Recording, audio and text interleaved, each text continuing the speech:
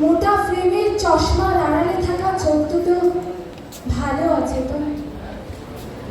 আপনার হাতে থাকা সেই লাঠিটা, সে ভালো আছে মাস্টার মশাই, নাকি হারিয়ে যাচ্ছে ক্রমশ?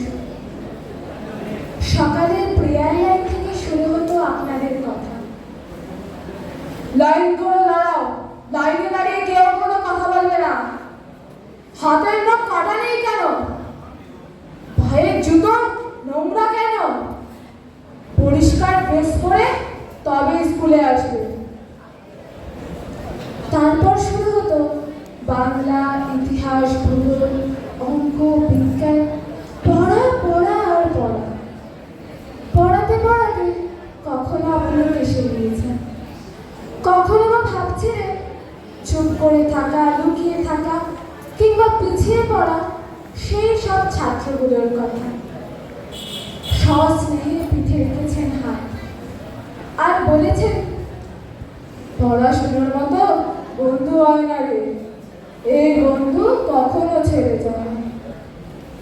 যেবার ধর্ম ধর্ম করে বন্ধ হলো দোকান, রাস্তায় নামলো পুলিশ, সেবার কিন্তু আপনি বলেছিলেন মাস্টার মশাই, ওরে বেটা, আগে মানুষ হয়ে দেখা। শিব আর মহিমের রক্ত আলাদা নাকি? বন্ধুরা আবার জাত হয়?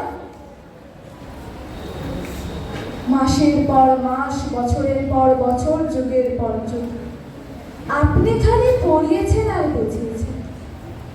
পড়াতে পড়াতে আপনার চোখের লেন্স সে তো ক্রমাগত মোটা থেকে আরো মোটা হয়েছে। আপনি ঢলে পড়েছেন ক্লান্তিতে। আমরা আপনাকে নিয়ে কত হেসেছি, কত বিদ্রুপ করেছি, কত কটাক্ষ করেছি।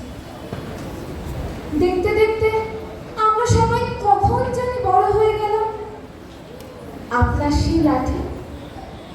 সেই লাঠিতে ঝোলানো হলো নিষেধ। আপনার বকুনি থমকে গেল পরমাণের কাছে। আপনার স্নেহকে আমরা বলতে তার নাম দিলাম কর্তব্য। তবু যখন পিছনে ফিরে দেখি, মনে পড়ে আমাদের সেই সুতির পাঞ্জাবি পরা আর ধুতি পরা মাস্টার মশাইকে। আপনি আবার হাতে লাঠি তুলে নিন মাস্টার মশাই।